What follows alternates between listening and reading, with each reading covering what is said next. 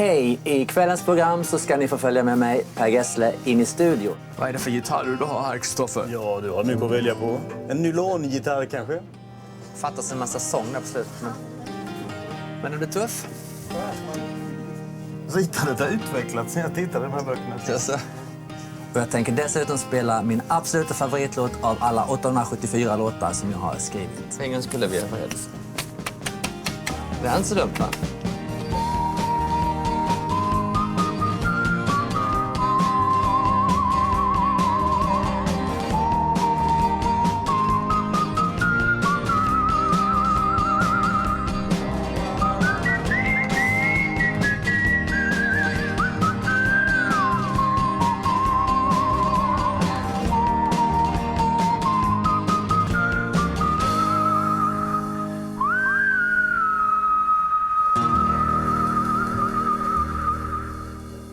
Här har vi att vi försöker att låtarna ska bli konkreta och korta och effektiva. Så här har vi då, förutom Phil Spectors frisyr här då, så har vi tänka singel, och att man ska tänka svängigt, och att man ska ha mördarstarka intron. Och här för Kristoffer skulle jag ta det här numret till psykakuten, för han tycker det blir jobbigt. Men jag skippar det sista. Har ni ringt psykakuten? Nej, jag har inte vågat det faktiskt. Men, vad säger ni andra då? Ja, jag var ju nära förra veckan, men vi klarade oss. Per Håkan Gessle föddes för nästan precis 50 år sedan i Halmstad. Redan som 20-åring tog han patent på den svenska sommaren och blev tonårsidol i Gyllene Tider.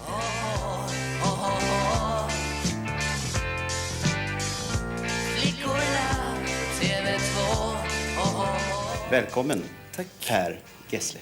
Gessle heter du. Gessle. Gessle. Ni kommer från Halmstad, gör de andra det också allihopa? Ja, Halmstad runt omkring sig. Bor ni där också? Jag vill känna dig kropp emot mig.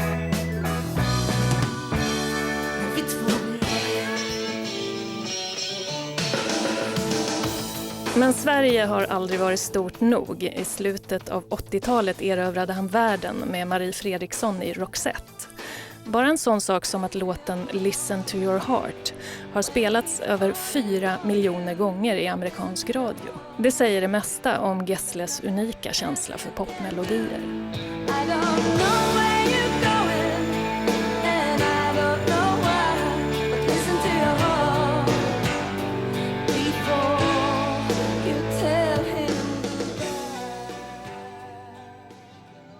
På senare år har Gessle fått en kreativ nykick i en studio på den skånska landsbygden. För övrigt var Pers första LP-skiva The Kink Controversy. Men det var då, det här är nu, och vi är på väg till Vallarum och inspelningarna av Gessles nya skiva. Jag har gjort ganska mycket plattor på ganska kort tid. Och det är ju ingenting som jag har satt som något sorts mål att en gång om året ska jag en platta liksom. Även om det var så på 70-talet. Så är det inte riktigt det tempot som man rekommenderas hålla. Och här kommer alla känslorna på en och samma gång. Ja, här kommer.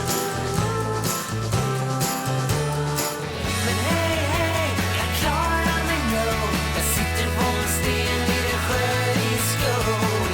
Hej, hej, en dag blir till kväll. Jag behöver lite tid för mig själv. Come on, it's Saturday night. Come on, I'm looking for the light. Come on, baby, come on. Jag kommer hem till dig, jag är en händig man. Jag finns för dig, jag kommer så fort jag bara kan. Jag lyssnar på dig, stoppar om dig, håller hårt din hand. Och vill du något mer, jag är en händig man. Hey. Jag tar en CD-skiva. Ser ut så här i min värld. Jag tänkte att vi skulle visa hur det går till här när jag får till en låt.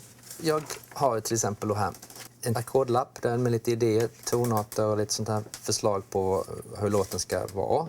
Och sen spelar jag då in det på minidiskar. Ungefär så textidén.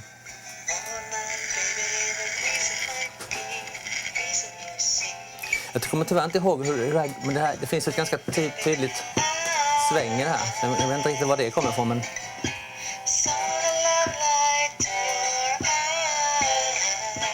Så när jag till exempel...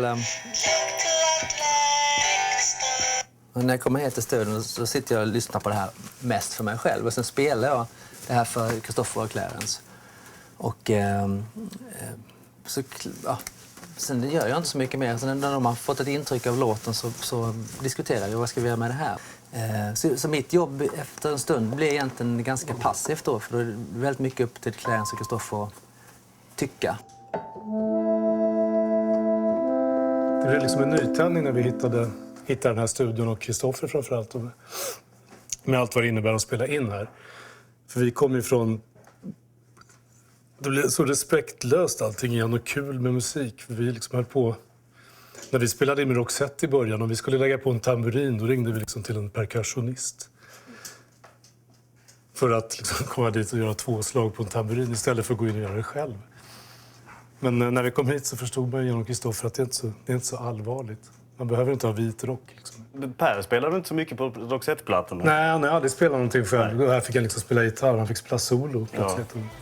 Eller vi tvingade honom att göra det. Så pushade honom och blev skit. Och spela piano och liksom. Absolut. Allt.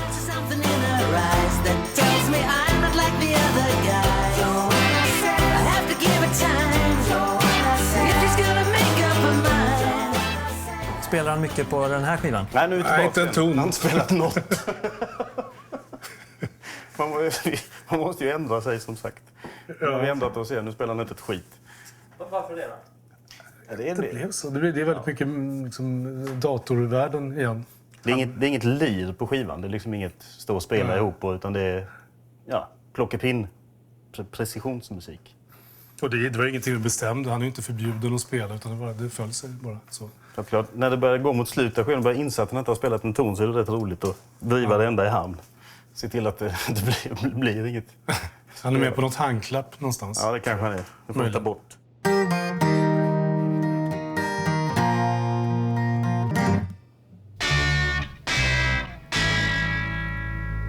Baby, I feel good. Oj, nu pratar vi om en 6-årig Per Gessle i Halmstad. Och det är ju väldigt, väldigt länge sedan. Plattan, den här LP:n, The King Controversy, den ägdes av min bror som är 7 år äldre än mig. Han hade börjat smygröka och behövde pengar till cigaretter. Så jag köpte den i ett svagt ögonblick för 5 spänn. Och sen dess har den varit i min ego. Det är en platta som förändrade mitt liv totalt. Framförallt en låt som heter Till the End of the Day. Som är en av de bästa låtar jag vet. Fantastiskt sound, fantastiskt gitarrsolo. Ett mästerverk. Är ni med? Oh. Baby, I feel good. From the moment I rise. Feel good from morning to the end of the day. Fantastiskt. Vilken vers. Vi hade en skivaffär som heter Skivcity in i Halmstad. Och jag kommer ihåg att den killen eller gubben var det väl, han var väl 40. Han som hade affären, han tyckte att det var så spännande när jag kom in där och ville lyssna. Man stod med lurarna så här, en i varje hand. Så han tyckte det var så häftigt för att jag var den absolut yngsta kunden som fanns där. Så att en singel kostade 5 spänn, så alla pengar man sparade ihop och man klippte gräs och delade ut tidningar och allt möjligt. Alla pengar gick till att köpa plattor. Så jag kommer ihåg att jag hade faktiskt 100 LP-skivor när jag var 10 år. Vilket var garanterat mest i kvarteret. På med säkerhetsbältena för Guds skull. Nu kommer det.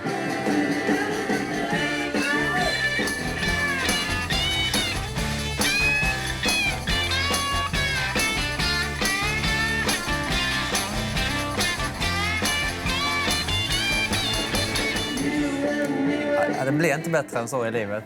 Helt fantastiskt. Vi måste höra det en gång till. Alltså popmusiken har en sån där härlig kraft så att allting stoppar ju upp liksom. Det har hänt några gånger i ens liv, man hör någonting som man bara undrar vad är det som händer. Det är någon sorts, jag vet inte, det är någon sorts erotisk känsla blandat med jag vet inte vad, det är bara någonting som tar över det på något sätt.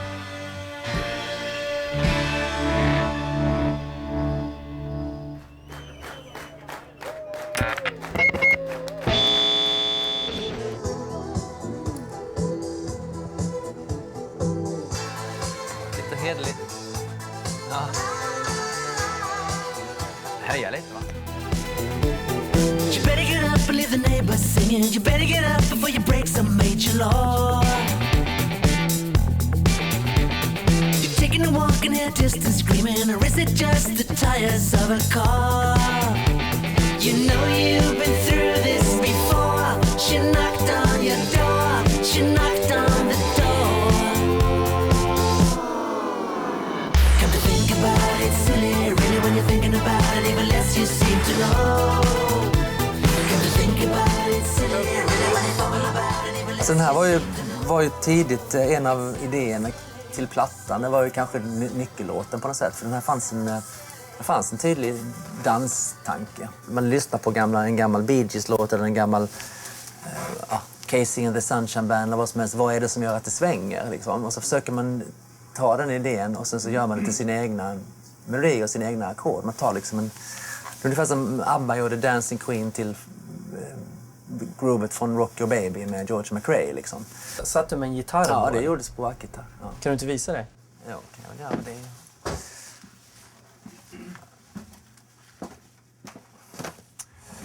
Vad är det för gitarrer du har här, Kristoffer? Ja, du har nu att välja på. En nylongitarr kanske?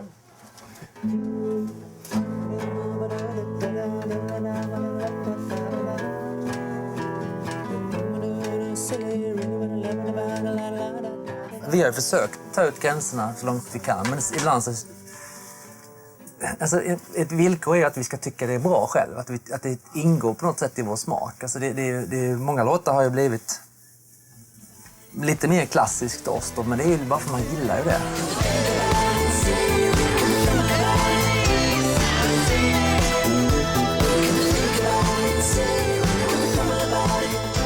Helena, för dig är jag tänker, du har ju i princip kommit hit och sjungit där och det här är den första gången du hör den nästan, eller?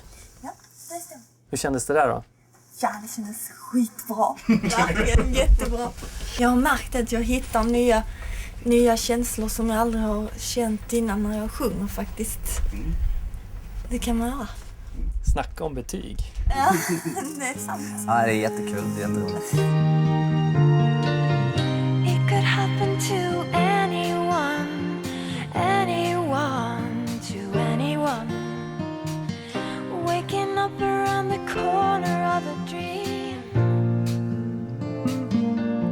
Helena kom in i mitt musikaliska liv via Massarinplattan. Hon skulle sjunga på 2 låtar och då kom hon upp till Stockholm. Vi gjorde sångpålägg i Stockholm i Polarstudion.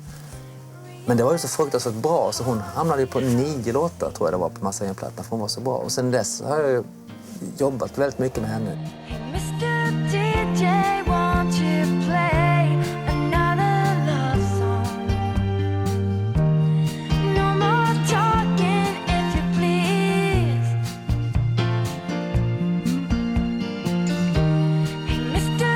DJ, won't you play another love song for my baby and me? Den här plattan har jag skrivit ungefär lite som jag gjorde stundtals för Marie i Roxette. Alltså att låta Marie ta ut svängarna och ge att låten ger henne space helt enkelt. Så har jag tänkt på den här plattan också fast då med Helena istället. Att Helena har kommit in och väldigt tidigt i låtarnas arbete och sjungit stödsång och vi har gått igenom tonart som passar henne perfekt och så vidare. Och till och med har jag skrivit om låtarna hon har börjat improvisera så har jag anpassat låtar efter påhitt hon har gjort liksom.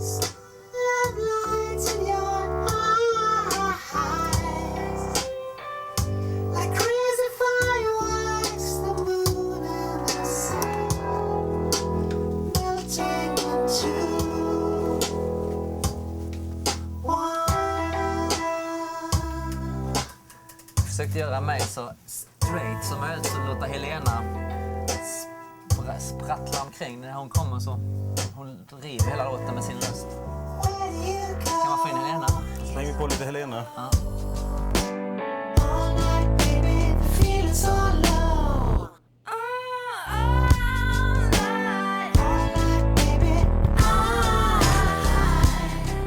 Det du håller i handen nu det är liksom skivinspelningen i punktform kan man säga. Det är helt fantastiskt. Men Men också ganska nördigt, eller? Ja, du ser hur mycket jag spelar, sitter och ritar istället. Nej, men det är jag tycker det blir ett sätt att hålla reda på vad vi håller på med. Dagarna blir ju... Vi har jobbat, det är väl 30 dagar idag, va? Så det är klart att jag kommer inte ihåg vad som hände dag 10 eller dag 12 eller dag 14. Men här står ju precis vad vi har gjort och vad varje låt har. Instrument och... Som den viktigaste anteckningen på den stenhårda R&B-låten vi just lyssnade på står det glöm inte banjon. Ingen vet vad vi menar. Ingen vet minst. Glöm inte banjo till vad detta ska betyda. Ja, men vi hade någon banjo i det. Hade vi inte det? Jo, det hade vi.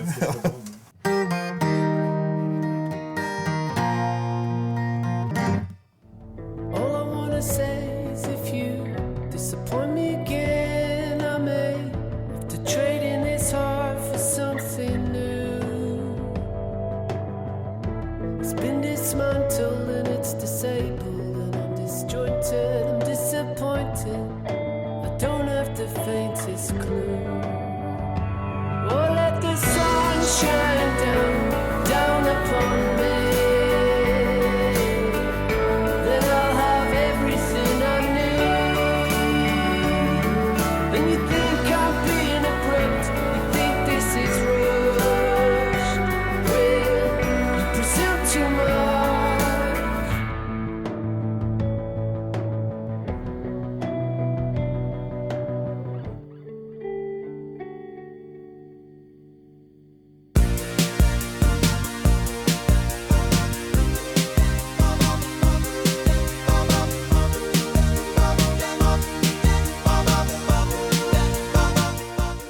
For me, Eurovision is a kind of proof of my freedom. So I like very underground music, but I like very popular music too.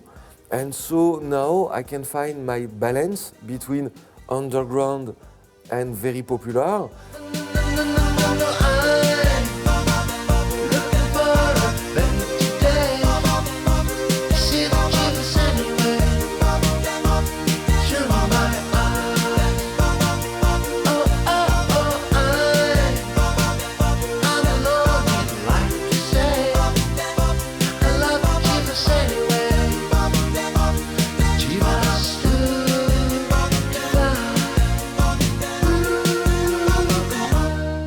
I'm not more credible than the other guys of Eurovision.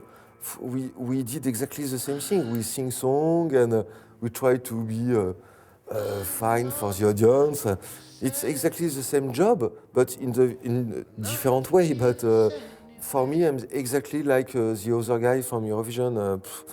Nothing special, in fact.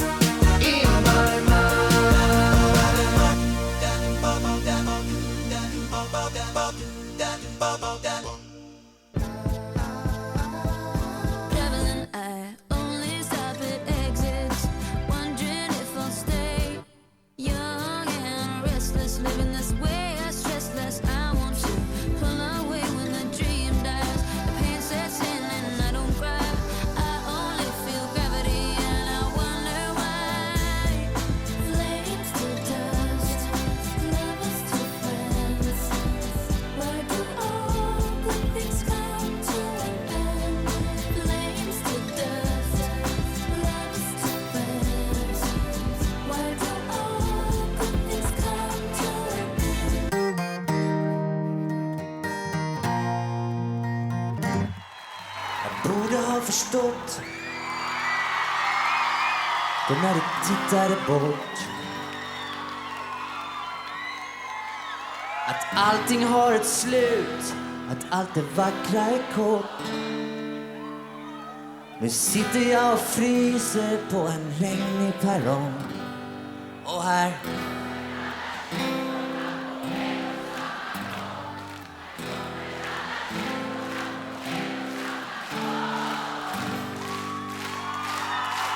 Ni behöver inte mig. Vad är det Per Gessle har då som gör att det nästan alltid fungerar, om ni förstår vad jag menar? Jag tror det är hans missbildade stämband. Det är något med rösten som är magiskt, som liksom slår. Det är ju fantastiska låtar och texter och alltihop och så, men den där rösten är ju någonting som bara kommunicerar på något sätt. Och omedelbart igenkännlig och alla vill bara höra den i hela världen på olika språk och hit och dit. Alla vill, det spelar ingen roll. Han kan till och med låtsas sjunga på spanska och då säljer de 1 miljon av den skivan. Ja. Nej, men det är någonting unikt med den där rösten som tilltalar liksom även 2-åringar. Ja. Ja, men det är det som i kombination med hans liksom, att han inte ger sig. Han är helt outtröttlig och bara kör på. Han har ju någon slags vuxendamp som gör att han liksom bara måste hålla på, skriva ny låt, göra ny platta. Så tycker man det är roligt så får man ju energi. Så är det ju med allting. När jag växte upp, jag hade ju ingen plan på vad jag skulle bli när jag blev stor. Eller vad jag skulle göra i mitt liv. Jag ville ju spela i ett popband. Det var ju så.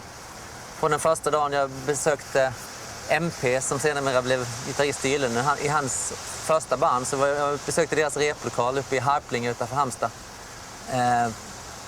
Från den dagen så förändrades allt. Det var precis det här jag ville göra till varje pris. Jag älskade allting med popband, popkulturen, musiken, skivorna, omslagen, instrumenten, sladdarna, fastboxen, det dåliga kaffet. Det var min planet liksom. Så jag vet inte, jag har aldrig upplevt att jag har haft någon speciell energi. Jag har aldrig upplevt att jag har gjort någonting på gränsen eller något sånt där. Jag har bara försökt fullfölja min dröm, min ambition.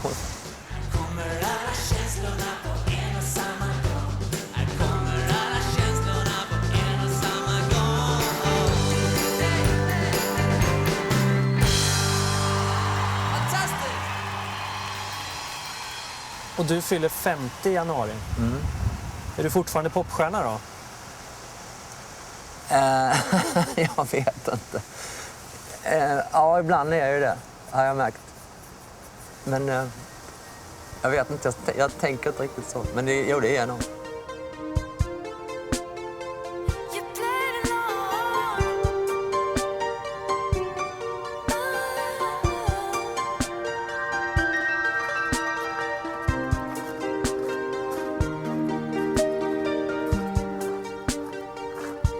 You played along the first time that I saw you. You left me with a blanket on the ground. I dreamed I watched you dancing away my nights until dawn. Suddenly I don't know where to find you. Jag försöker maximera min grej. Men sen behöver jag ju hjälp för att få det. Det är ju omöjligt för mig att göra det som de gör. Och det kanske är omöjligt för dem att göra det som jag gör. Ja, det är absolut. Så det är väl därför det funkar och det är därför det blir så speciellt. Sen gäller det att hitta såna här fantastiska garneringar som Helena och i livebandet med Jens och Magnus som tillför jättemycket. Det är kanske det som jag har varit bra på i alla år, att hitta de här människorna som gör mig mycket bättre än vad man egentligen är.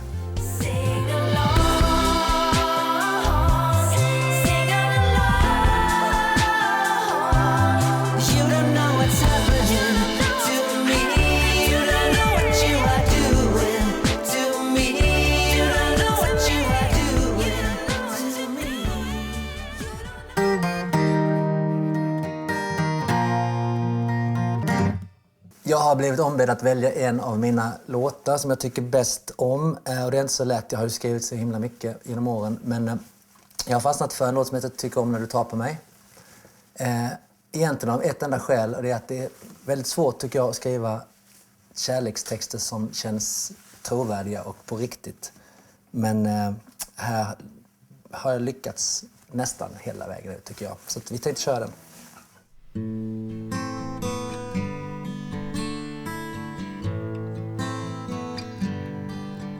Kommer du ihåg en vintertid? Du såg ett famlande, ramlande, ångande lokomotiv. Sen kom förvandlingen,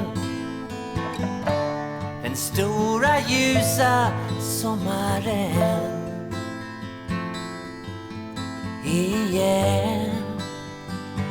Jag tycker om när du tar på mig. Tycker om när jag ser dig vid min sida. Tycker om när du finns hos mig. Jag tror det aldrig kan bli bättre än så här. För någon. Kommer du ihåg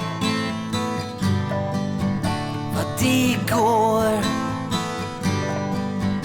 Du tog en främmande, skrämmande människa och kysste hans hår. Sen förde vindarna de vackra vilda fåglarna till mig. Jag tycker om när du tar på mig. Jag tycker om dina fingrar mot min panna. Tycker om när jag betyder något för dig. Det kan aldrig kännas bättre än så här. För någon. För mig.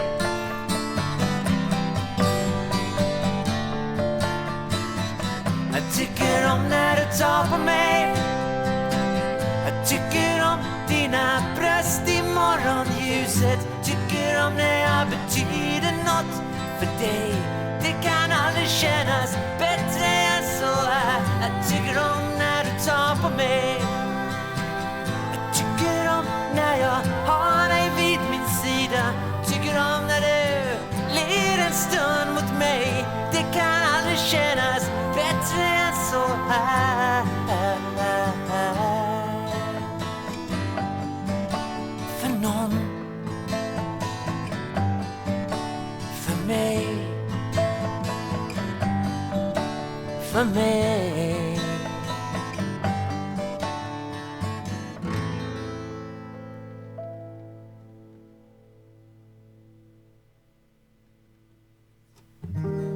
Hej hej, Marit Bergman här.